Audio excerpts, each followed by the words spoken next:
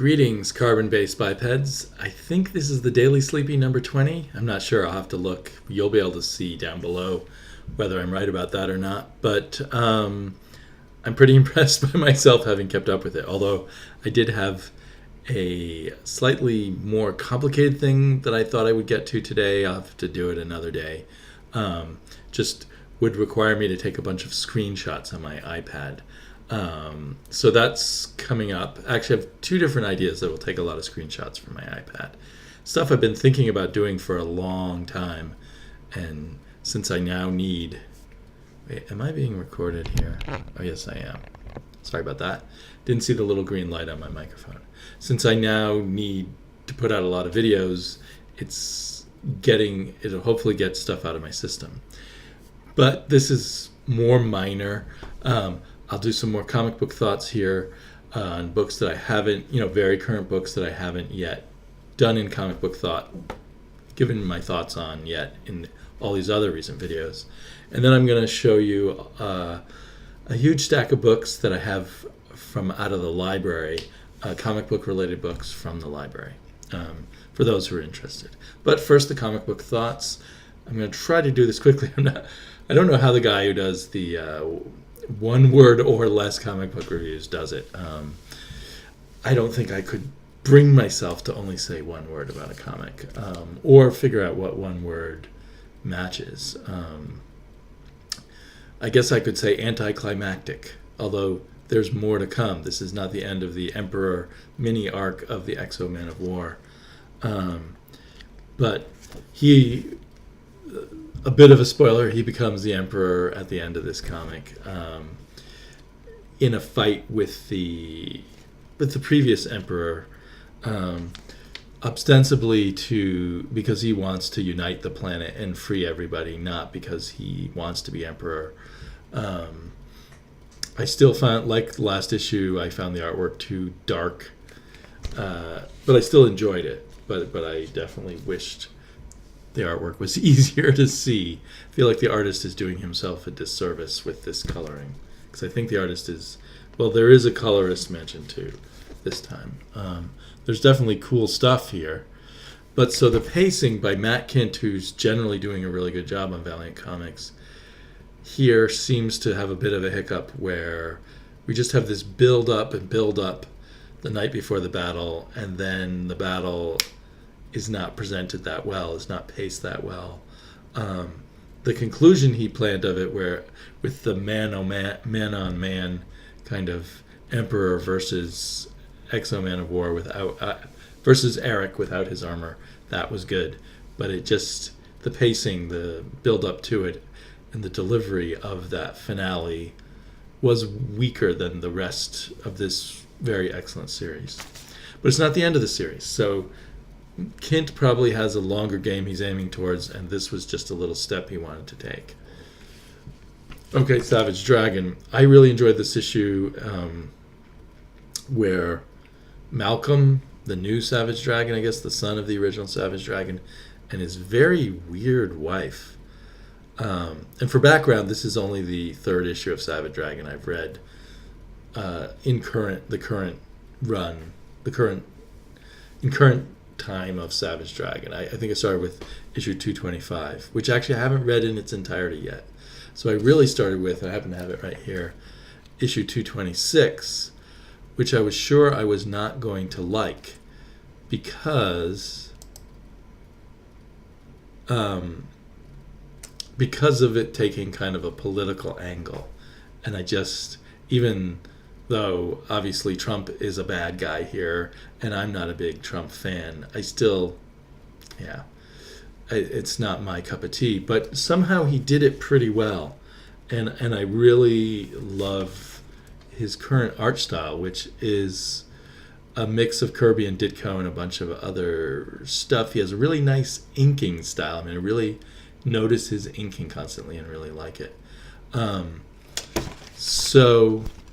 Despite my dislike of political related things, I found myself enjoying it, although I felt bad because it attacks Trump supporters. And apparently, because I read elsewhere, apparently the nasty things he has Trump supporters say here about aliens, which in the case of this comic are people like Savage Dragon, people from other dimensions or other planets, are things that Trump supporters supposedly, that he found just word for word on Facebook.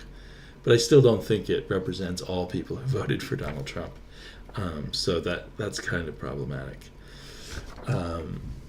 But I love the art. I love some of the other stuff going on, and talk about a well-paced comic and everything.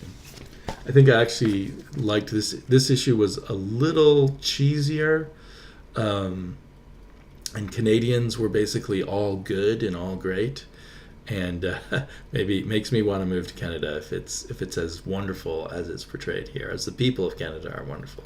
I've certainly loved the few Canadian friends I have, but no one's perfect.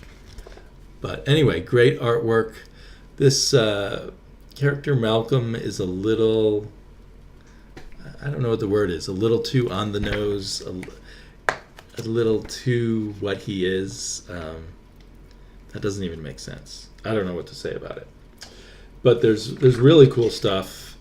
3 superhero friends of his are trapped in this Dimension X, I think it's called. Is basically like the Fantastic Four's negative zone, or very much like it, because the government won't let people out of there, won't let anyone in or out, and they went in there looking for a time machine so that they could go back in time and save the original Savage Dragon from dying.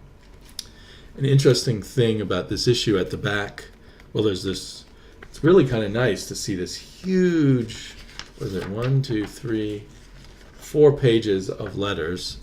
And anyway, in it somewhere he says that in this issue he set himself the goal of having every page have symmetrical panels. So like there's 3 symmetrical panels. They're all the same size on the page. So every page has to have panels of equal size. And this one's a double page spread, so that's easy enough. And no 2 pages can have the same arrangement of panels. And he said that slowed him down on doing the art a lot. I like that kind of formalistic idea, and I guess he's known for doing that kind of thing, setting himself some kind of goal. For this issue, I will do this kind of layout or that kind of layout. And that actually does make it more cool. I don't know. I don't think I read the back matter in this issue. I don't know if he set himself any. Actually, this issue maybe does. Oh yeah, it does have some. This issue just has 2 pages of letters. Maybe I should go back and skim the letters page. And each issue also has backup stories or backup things by other people. This issue had some fun little sort of comic strips, like newspaper comic strips, kind of, with a fun little reference to Rob Liefeld and people's being upset about him not drawing feet. Bravo to that. And then I guess this is some old fanzine drawing of his way back in the days when before he was a professional, which included some old version of Savage Dragon. And then even more newspaper style or underground newspaper style fun strips. So it's kind of, thank you, Jared Osborne, for pushing Savage Dragon till I finally picked it up. Saga. I love this cover. This was an interesting issue. It didn't push my buttons as much as some other. Boy, I noticed now holding it up. I mean, these are nighttime scenes, but comics coloring is getting too dark. I don't know. I mean, obviously Fiona Staples is a great colorist of her own work, and mostly it's not too dark. It's a fun issue. I guess this is the son of Prince Robot, and he's been brought up to be this honorable knight and stuff, and that's really interesting stuff. So anyway, it was a fun issue, but not one of the more powerful Saga issues. Aquaman, I think I tweeted out that this is probably the best artwork in a regular DC comic right now. Of course, I'm not reading the one that Snyder and Capullo are currently doing, and I certainly love Snyder, but There's just lots of awesome artwork in here. Kind of dark coloring also, but it works. And it's all the art, color and line, I believe, are done by Stefan Sajak. Yep, art, color, and cover. Steve Wan's lettering. The lettering's good. The story's really good. So this issue had a really cool kind of end beat. Obviously, it's part of a longer story. It's funny, though, the least attractive to me visually character is Aquaman himself, even though they've grown his hair and given him a beard. I'm not sure why. That orange armor just has to go. It just does not work for me. But they'd never get rid of it. Anyway, Aquaman, awesome comic. Okay, here is a somewhat problematic comic, Kid Lobotomy, the first of the... I feel like I need to reread it. Now, it's supposedly kind of the King Lear plot. It also has a lot of references to Franz Kafka, but maybe even more references to Naked Lunch by William Burroughs. I don't know. I think they reference William Burroughs directly by name somewhere in here. Anyway, there's lots of interesting elements. Rock star, mental health problems, what is real, what isn't, a dynasty of hotel owners. But it really did not click a whole lot for me with this first issue. I did not care. And it didn't help for me that I did not care about the artwork. The art was okay, there was nothing wrong with it, but it just didn't grab me by my comic book loving self and say, look, comic books. So I don't know. And also,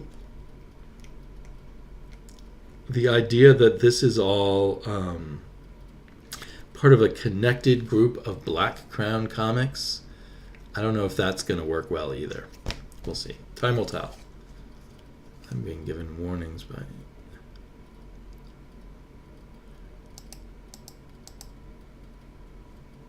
Wow. That is going crazy. I'm having software problems. I wonder how this is going to turn out.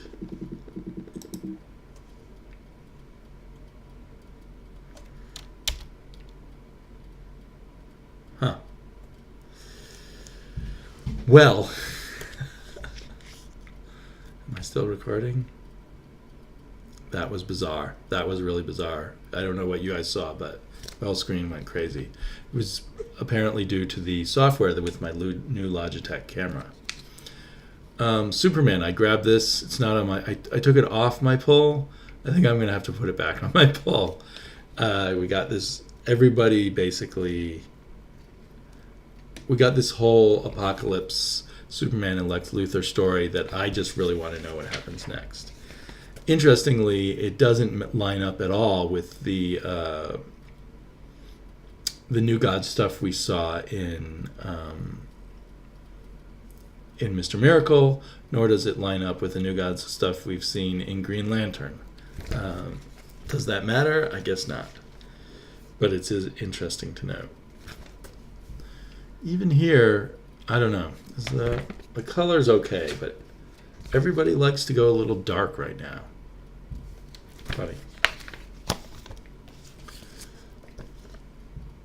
Sherlock Frankenstein and the Legion of Evil. This is an awesome cover.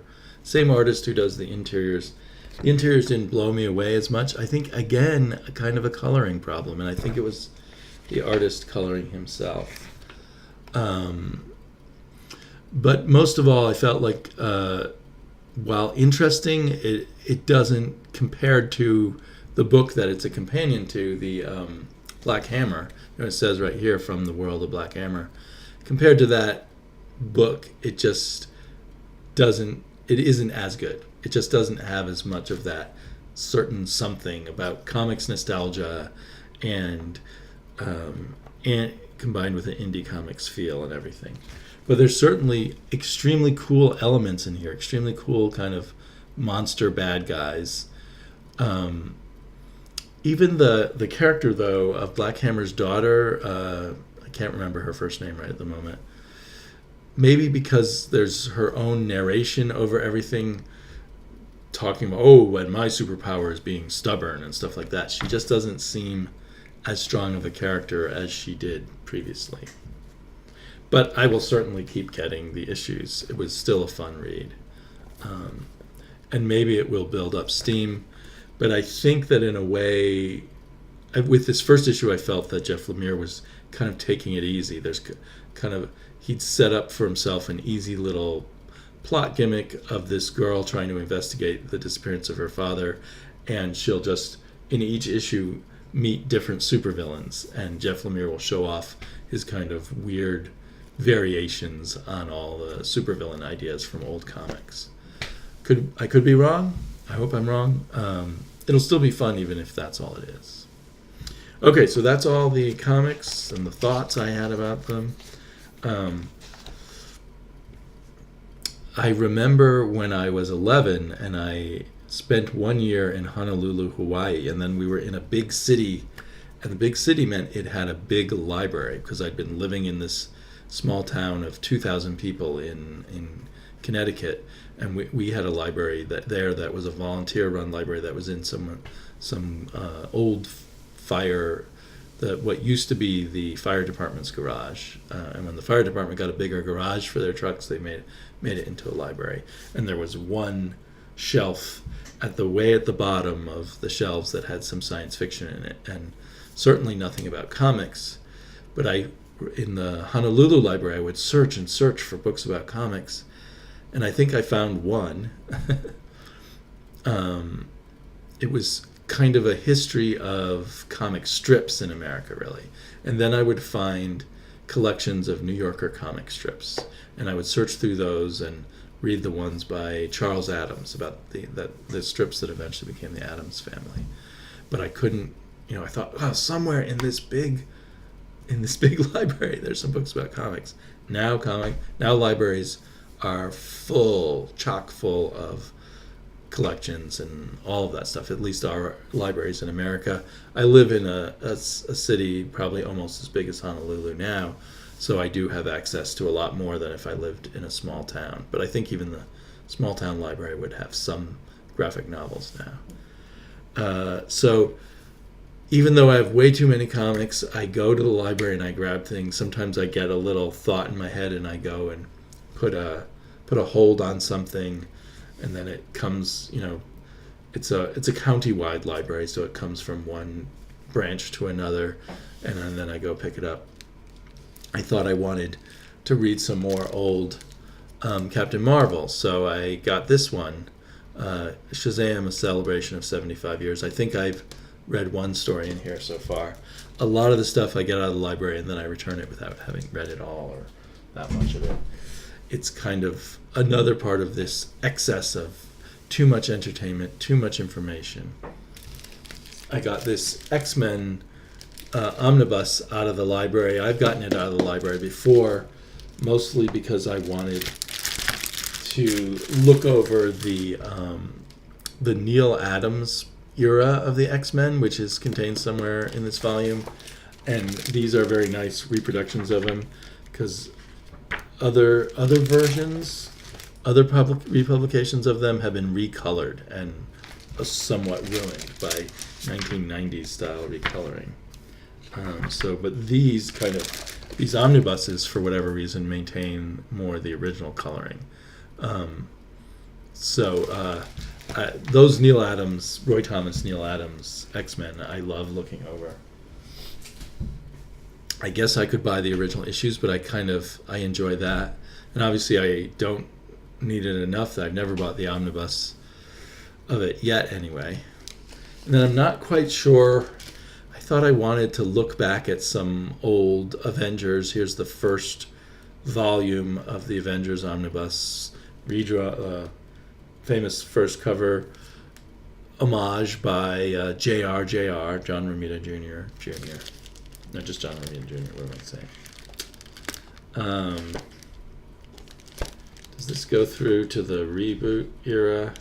By reboot, I mean this goes through to when the main Avengers went away and it was just Captain America and the also Rands. Um, Interestingly, in another book here, I read that when they did that, the sales of the Avengers, I think it was, pardon me, I can't quite see it. I can see the cover on the back cover, the famous cover where they got the new Avengers, but I can't see the number. But I think it was, around Avengers number 18 or something. Anyway, apparently the sales went up when they got rid of most of the main characters. Roy Thomas, in the book I was reading about all of that, speculated that was because people like to see the scrappy underdogs develop and such. Then I've got this, the DC Lego Superheroes Character Encyclopedia. My daughter is super into Legos now, so we've had fun looking over it, and she often just grabs it off of our shelf of library books and spends an hour looking through it. And as you know, as a parent, it's great when your kid is nice and involved in something and you can actually then go wash the dishes or something. I just recently was reading lots of Not Brand Ec on Marvel Unlimited. They've just released a bunch of issues of that. And then I saw this and I thought, hey, I'd like to look at them on paper. So this is particularly the book where Marie Severin took off as a satirical artist. The bits and pieces I've read digitally really seemed great to me. I've really enjoyed them a lot. And they're reviving Not Brand Ec, I think, just for one issue. And that's probably coincides with why they've released this in a Marvel Masterworks. I don't know if this is a recent release or not. Take my glasses off again to look at the tiny print. Oh, this came out in 2015, so probably not coinciding with anything in particular. Also, on the wanting to read more old Captain Marvel, grab this volume. And this is great, actually, because this volume includes the introduction of Captain Marvel Jr. and a couple of issues drawn by the great Mac Raboy, who, when I was a kid and read the few comics histories available, they always talked a lot about Mac Raboy's art. They also have Captain Nazi. I don't know if he gets punched in the face, but he's definitely the bad guy. I grabbed this. I have a good bunch of these issues. I just saw it at the library and I thought, ooh, I want to just have the chance to just thumb through a lot of John Byrne art on Wonder Woman. I don't know that I'll be reading a whole lot, but I'll be thumbing through it. There are Minions comics, and I got this out of the library for my daughter. She loves the Minions. I think most of these are kind of silent one-page jokes, maybe all of them, done in this kind of digital painting style, I think. Out of curiosity, I got a DC Comics Guide to digitally drawing comics by Freddie Williams II. I didn't even know Freddie Williams was a digital artist, but I'm sure all of this is extremely outdated now, because I have a feeling this is a pretty old. I can't find a date on it. Anyway, I have a feeling this is 10 years old or something like that. The Batmobile, the complete history. I found this a bit disappointing because it focuses so much on the movie Batmobile, particularly the Nolan movies Batmobiles. Still, there is some comic book coverage, so it's kind of a fun book. And last but definitely not least, I was mentioning reading stuff about by Roy Thomas about Marvel Comics. The Marvel Age Roy Thomas, The Marvel Age of Comics, 1961 through 1978. This is a hefty, heavy tome. Very shiny, from Tashin, who does a lot of these kind of art books. And it's full of all the...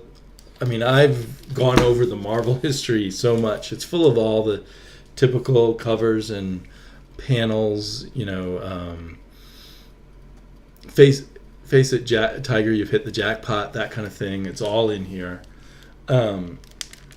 With little chapters, a huge amount of illustration, and then these short chapters by Roy Thomas covering different periods of the Marvel age. So interesting little tidbits, mostly stuff I've already heard, but it reads really quickly. It's a little hard. Like, it's one thing to read a big omnibus of comics, but to read small text, you kind of have to hold. It's hard to just put a book on a table and read it when the text is that size. So you have to kind of hold it up, and that makes it hard with this heavy book. But anyway, interesting stuff. Interesting that in here, Thomas also mentions that Carmine Infantino was a good friend of Jack Kirby, because it looks like Infantino kind of stabbed Kirby in the back, but maybe not. Who knows what really happened. So that's an interesting thing about, with modern technology, on the internet I went and I requested that my library order this Marvel Age. It's a brand new book. I was looking at it on in-stock trades, and there wasn't much of a discount, like just a 10% discount. And I didn't know if I wanted to spend $60 or $70 for it. So online I could request that they order it, and I was able to use the in-stock trades to give them the ISBN and the name of the publisher and everything. And you could click a box, and they would email you when the order went through. And like within a week, the order went through, and in another week, I put it on hold, and in another week, I guess I'm probably the first one to get this copy from the library. So that's something for me to think about in the future. If my timing is right, and the library feels like they have money to buy another book, I can get it very quickly through them. So thanks for all of you who have hung in there with me. My numbers have not dropped as low as I thought from putting out a daily set of videos. So I greatly appreciate all the comments I've been getting, and I hope I will be back tomorrow. Have a good night, or it's a good night for me, but probably the morning for you, or the afternoon, or middle of the night.